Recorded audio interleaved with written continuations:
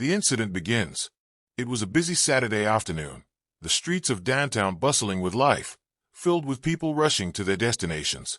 But amid the crowd, one woman stood out, her radiant beauty catching the eye of almost every passerby. Her name was Lena, a young woman in her 20s, carrying herself with confidence as she strolled down the sidewalk, enjoying the sunny day.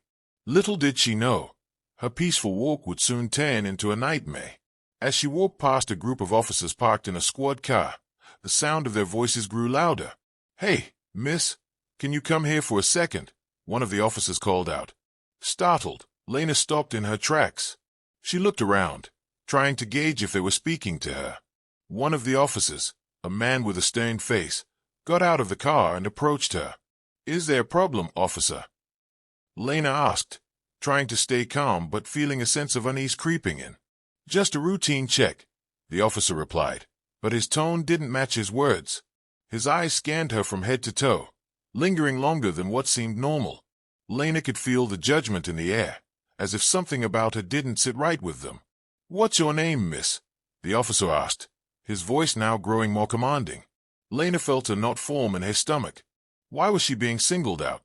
It was just another day in the city, but it felt like something bigger was happening. A glance at the officer's partner, a younger cop sitting in the squad car, showed him staring at her with an intensity that made Lena feel uncomfortable. The escalation. Lena hesitated for a moment. "Lena," she answered, her voice steady but her mind racing. But before she could say anything else, the officer asked her for her ID. "My ID? Why do you need my ID? I haven't done anything wrong," Lena thought to herself. She began to feel the pressure building up. The officer wasn't letting up.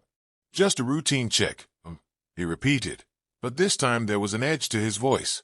As Lena reached for her bag to grab her ID, she could feel her palms sweating.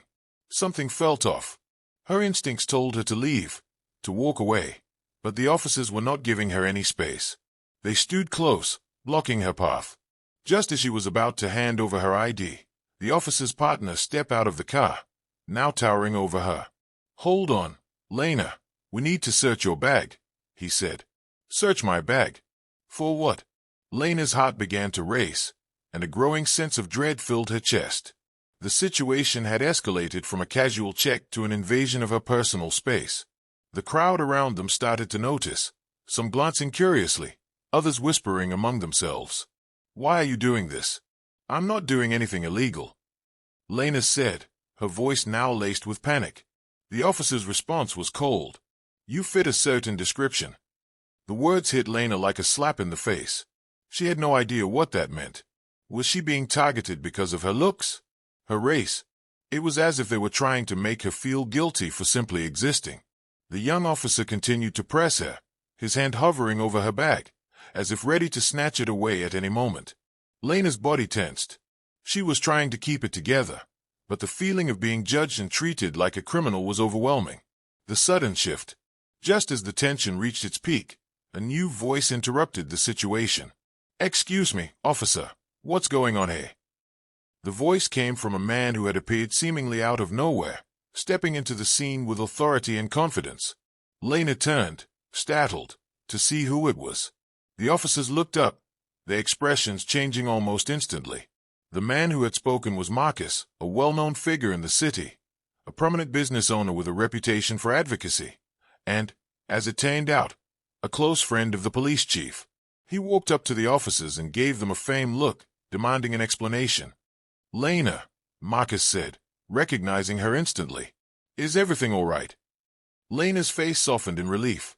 She had no idea how Marcus knew her, but the presence of someone with influence seemed to shift the mood in an instant.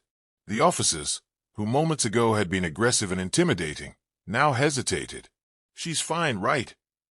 Marcus asked again, his voice cool and calm but holding a certain weight to it. "Yes, sir," one of the officers stammered, taking a step back. The other officer quickly nodded, suddenly avoiding eye contact. Their once confident postures seemed to deflate. "Good," Marcus replied. He turned back to Lena, his expression sympathetic. "You're all right. Don't worry. They won't bother you anymore." Lena stood there, confused and shaken. What had just happened? The officers had completely changed their attitude in the presence of Marcus.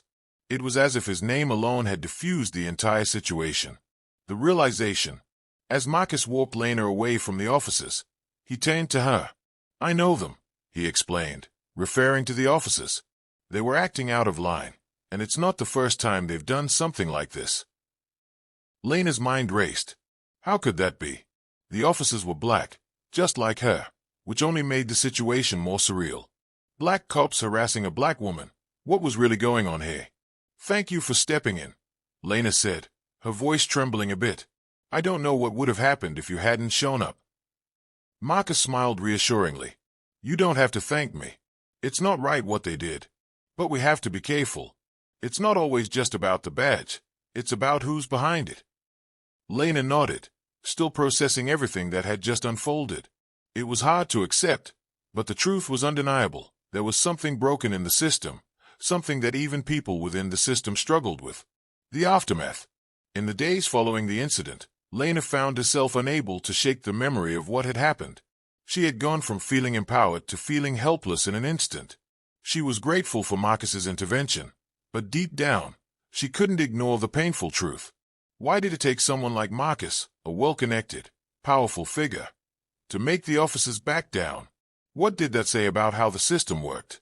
And why was she, a woman who had done nothing wrong, targeted in the first place? The experience had shaken her, but it also opened her eyes to the reality of power and privilege. It was a complicated world, one where not even her own community was immune to the bias that often ran unchecked. Yet Lena knew one thing for sure. She wasn't going to be quiet about it. She was going to speak out, to tell her story, to make sure it was known that things needed to change. And no matter how intimidating the system seemed, she knew she wasn't alone in this fight. Because sometimes, all it takes is one person, one voice, to make a difference.